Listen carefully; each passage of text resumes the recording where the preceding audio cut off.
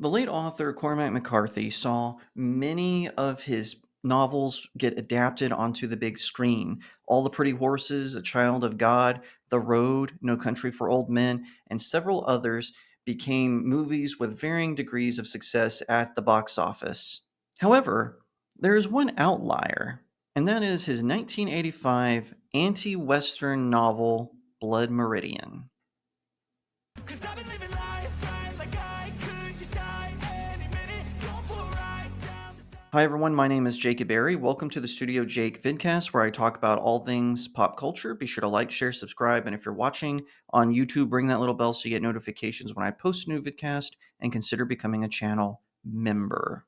I don't normally do this, but I know that I have parents who watch my vidcast with their children because they know I keep things PG and pretty tame.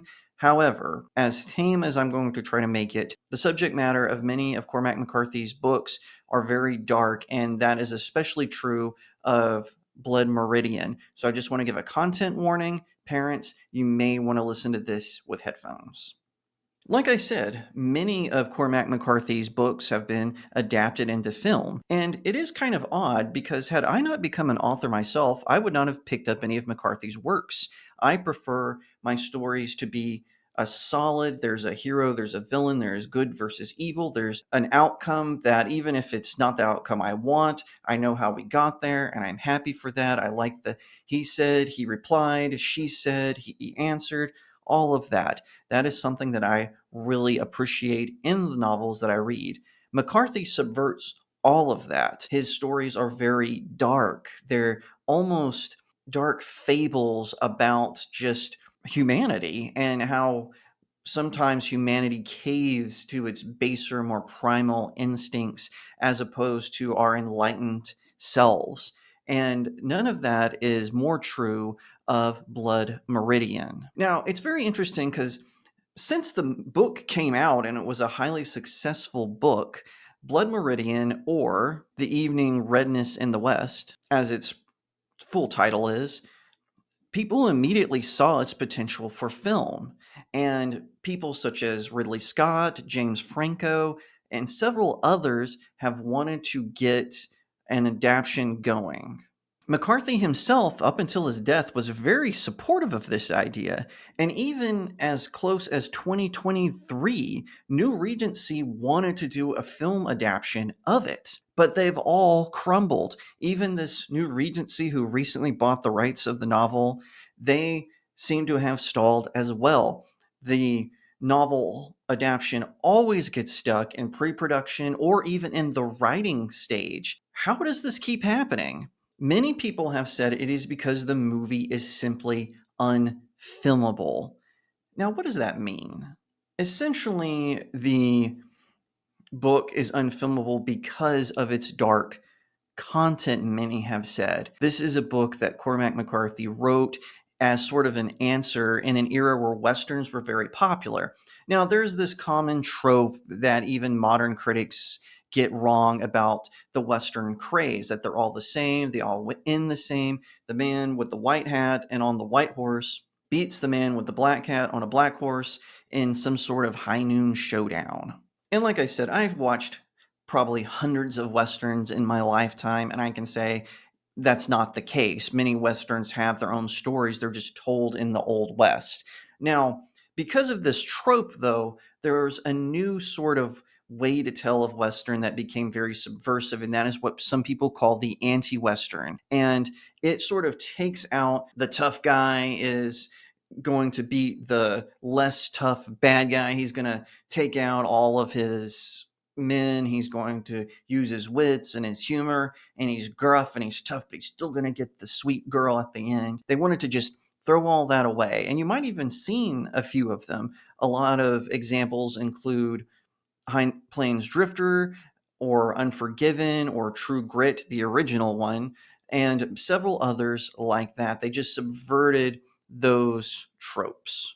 And this was true in literature as well. There was a lot of Westerns that many people considered that old way of writing the West. And Cormac McCarthy's Blood Meridian is definitely an anti-Western because that is not the case. There is no solid man with a white hat. There is no solid man with a black hat. It is a deeply subversive and hard book to read. The story follows, and just to warn you, there might be some spoilers. So the story follows the kid, and that's his name throughout the book. And basically, he runs away from an abusive father at the age of 14 to seek his own fortune. He has nothing but the shirt on his back, the pants, his boots, and a donkey and one knife. He ends up sleeping one night with a creepy old hermit, and then he ends up in a bar fight because he just wants to sweep the floor for a drink, and he injures the barkeep. He gets recruited into joining people claiming to be part of the army, but really they're just a bunch of irregulars. They promise him 3 square meals a day, a gun, and eventually money. Well, they immediately get wiped out when they invade the country of Mexico, and the kid somehow survives. And he runs into the Galantan gang. Now, they are real historical figures, and I'll talk more about that later. And Galantan, for those of you who don't know, they were a vile group of people. In fact, one of the survivors, because I'll talk about this more later again, one of the survivors of the gang getting wiped out, he actually wrote a book called My Confessions and admitted to a lot of the horrible things that he did as a member of the Glanton gang. It was very terrifying. Basically, they were scalp hunters. They worked for people within the United States and even some people within the Mexican government. They didn't just go after violent Native Americans. They targeted peaceful agrarian tribes, or in some cases, Mexican citizens who looked like Native Americans just so they could collect money on their scalps. And they recruit the kid, and he meets the second in command, a man called the Judge, specifically Judge Holden. He's a giant of a man. He's very muscular and tall, and he walks around shirtless, exposing his albino skin. And there is not a hair on him, not even eyebrows or eyelashes. Despite his strange appearance, a lot of members of the Glanton gang are sort of enamored with him. And one of the sort of stories aspects is that the kid is not. The kid frequently says he's not afraid of the judge like the other men of the gang. As he travels with the Glanton gang, he sort of gets involved with a lot of the violence that is happening, and it keeps increasing. Now, one of the things you find out about the judge is that he is a terrifying figure. There are many literary experts who have even said he represents the devil on earth himself. He often preaches a sort of Gnosticism as opposed to Christianity as it is represented in a lot of Old West. A lot of Western heroes, they read the Bible, even if they don't go to church because they're doing cattle drives. They read the Bible and they quote scripture. And another famous anti-Western, 310 to Yuma, the modern remake starring Christian Bale, they actually had the villain quote the Bible because it was a very anti-Christian time in Hollywood. So they subverted that as well. Well, the judge doesn't even quote the Bible. At times, he gets into debates with a man who's called the ex-priest. The two of them frequently spar about philosophy, and the judge always seems to win the men over. In his mind, war is God. Man, it has to be in a constant state of conflict, and he helps get the Glanton gang in those constant states of conflict. There's a very interesting scene, though, because even though he does do this, he also seems to be able to get them out of trouble in the oddest ways possible. For instance, there's a scene where they go in, and Glanton was very well known as hating Native Americans, even in his real life. I'm not just talking about in the novel. However, he did have 2 Delaware Native Americans that he kept along, and for some reason, they also hated their fellow Aborigines, so that's why they traveled along with Glanton. They stop at a bar, and the bartender refuses to serve the Delawares and even calls them the N-word at one point, despite them being Native Americans and not African American. So what ends up happening? One of the Delawares kills the man as for insulting him, and they just simply leave the bar and they go to a restaurant that's up the road. A group of soldiers arrive to arrest the Native Americans. Glanton denies even being at the bar, and as a result, the judge steps in because he says he handles all of Glanton's legal matters, and he basically talks the soldiers out of arresting them. They don't even look at the Delaware's gun to see if it had fired a shot. And the kid is very stunned by this. And like I said, the novel doesn't outright say it, but it is heavily implied that the judge has certain deviant proclivities. For instance, when they go into a certain town, they see the judge giving candy to a young boy, and then in the next chapter, the boy is found dead, naked in some sort of ravine. I think on another, this town had a wall around it, and the kid was found dead on the other side of the wall, implying that the judge had his way with him and then threw him over the wall. Very disgusting villain, if you ask me. There are a few parts in the book where the judge gets caught right after harming a child, but he always manages to talk his way out of getting arrested for these heinous crimes. It all comes to an end when the Glanton gang decide to take over a river ferry that is being run by sort of this mild-mannered doc who has kind of made a home out of an abandoned army fort. And he is good friends with the Yumas, a local tribe in that area. The Glanton gang immediately take it over, force the doc into hiding, and they, of course, betray the Native Americans. They start to fleece the people who are riding the ferry, and the doctor just lets them do it. In my opinion, it seems that he is very afraid for his life because Glanton is so crazed at this point, and the judge just lets him get away with whatever he wants, and the men partake. If the people can't pay, they strip them of everything. They marry some of the women just for a day, basically, if you get my drift. And it all comes to ruin, though, when they steal from one man and they have to go to California, and some of Glanton's men get arrested. And when Glanton goes to get them out, a band of Yumas stages a sneak attack, and thus ends the Glanton gang, and the kid has to go on the run. And it seems like the judge is chasing him. Whenever the kid is in a certain place, the judge either seems to be behind him or in front of him. The judge has also basically made a pet of a character who is simply called the Idiot. It was a brother that they recruited as part of their gang, and he had a younger brother who was mentally disabled. And like I said, the judge just basically makes this poor fellow into his pet and drags him along.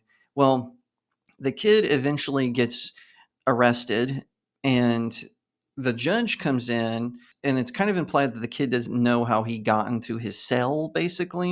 And they have kind of a conversation about their adventures where the kid says, I was sometimes not a willing participant, and the judge is kind of implying that he's going to just blame everything on the kid. This doesn't seem to work, though, because the judge disappears and the kid gets out, and then it time skips to the end of the novel where the kid is now the man. He's older now, and he goes into a saloon, and who's there playing fiddle to a dancing bear? It's the judge. The judge buys the man a drink. They have a conversation about philosophy, about war, and then it ends where the man goes to an outhouse. He opens the door and he finds the judge inside the outhouse, and the judge pulls him into his terrible flesh, is what the book says. A few minutes later, the judge is dancing. The bear has been shot dead for some reason, and he's dancing among the crowd. He's leading them in a frenzy, playing the fiddle and saying he's going to live forever. Two men go to the outhouse, and when they open the door, they find something terrible. And that is the conclusion of Blood Meridian. So, with that summary, I'll ask you, does that sound like a film you would want to see? I have seen sort of movies where evil wins or the ending is more ambivalent, shall we say, but the kind of evil that this book represents, that the judge represents, I think it could be filmed. Whether they want to do it in its entirety where they don't change anything, that is a big question, because Cormac McCarthy, he uses very racist language. The Glanton Gang's members, I should specify, use very racist language toward the Native Americans and towards ex-slaves that they meet. They call any woman they meet, no matter what her status is, basically implying that any woman they come into contact is now their prostitute. And it is pretty shocking, the violence. It is very disturbing. There's even a scene where, after they attack a band of Native Americans in retaliation, the Native Americans attack wagon train that actually had nothing to do with the Glanton gang, make a tree of dead bodies. It's stuff like this that Glanton claims is driving him to basically commit genocide against the Native Americans, even though, as the book notes, he is the instigator of a lot of the trouble with it. Casting this would be pretty difficult because you would have to have a very good actor to portray someone like the judge. The kid would have to be someone very young, but could they handle seeing those kinds of atrocities? Glanton, you could probably get someone like a Tommy Lee Jones or a Kurt Russell to portray him. I think either of them would be good, someone of that caliber. And the judge, that's difficult because I feel like someone like Vincent Price, may he rest in peace, would have made a good judge, but he doesn't really look like how the judge is described in the book. In some ways, you might have to do the thing where you get a body double and then overdub them with a voice, because that would be a really key factor. Is the judge almost speaks in this seductive way throughout the book as he's describing his philosophy and what he believes. So yes, I do think it is filmable. It's just a question of how far you want to take the script. How far do you want to take the violence? How far do you want to take the subversiveness? How far do you want to take the language used in the book? Because, like I said, Cormac McCarthy was a very poetic writer. He was a genius writer, and I enjoy reading his books now. Like I said, had I not become a writer myself, I probably would never have picked up one of his books. But wanting to learn from someone who writes differently than you is part of being an author. So, yes, I do think Blood Meridian could become a movie, but adaptation would have to be very, very careful. Now, I want to touch on one more thing before I close out this video. What does the judge represent? I have watched several videos analyzing the character, who he is, what he is, because he is based on a real historical figure. At least we think so, because, like I said, the survivor of the Glanton gang who wrote My Confessions, the judge Holden is a person who was Glanton's second in command, and he called him a cooler-blooded villain who never went unhung. So clearly the judge also survived the Glanton gang. Now, no one really knows who he was. Some people think that Cormac McCarthy might have merged him from 3 different members of the Glanton gang, because there was one man who would call himself a judge.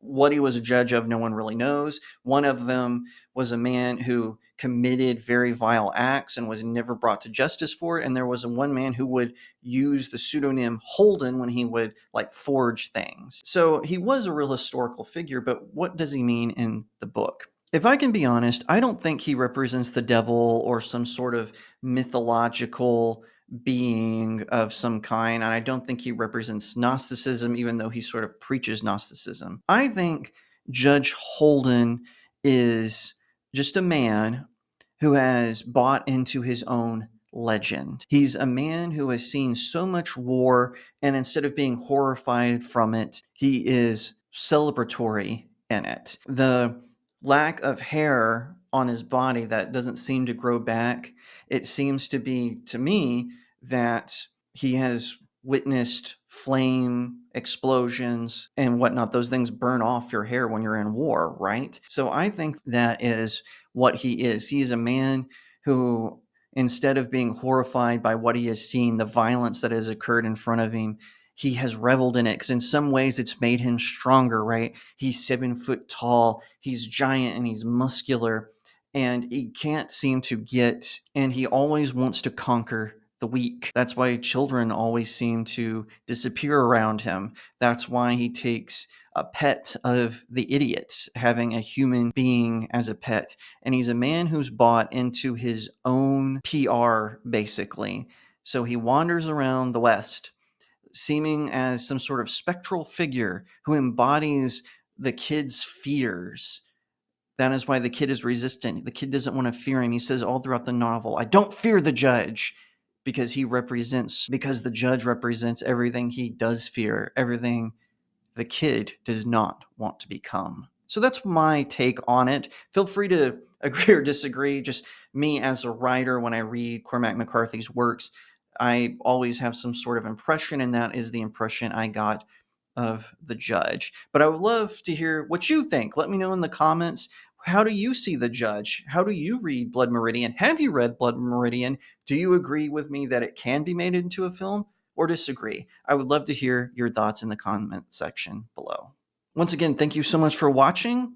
Be sure to like this video, share it out to all your friends. Like I said earlier, leave me a comment and subscribe. If you're watching on YouTube, ring that little bell so you get notifications when I post a new vidcast. And if you want to support the channel, where I do more pop culture news, commentary, as well as analysis like this, be sure to become a channel member. You can also support me by going to my website, StudioJakeMedia.substack.com, where I have even more reviews, book highlights, commentary, analysis. Just head on over there. The link is in the description of the video. I mentioned earlier in the video that I am an author as well. I have read so much that I decided to write as well. So check out my supernatural thriller, Cacophony. It is about a group of angels who are protecting the souls of a small Texas town from a group of demons who want to seize them. I also have my sword and sorcery series, The Seven Royals. Book 1 is All Good Things. Book 2 is Breaking the Stars. It is a book about your favorite fairy tale characters who have to come together to stop a dark army from conquering their lands. The conclusion, Book 3, is on its way, and I'll have an announcement about that very soon. Last but certainly not least is my fantasy romance novella, Blessed Child. It is about an elf princess who becomes pregnant with a human child after the death of her very human husband.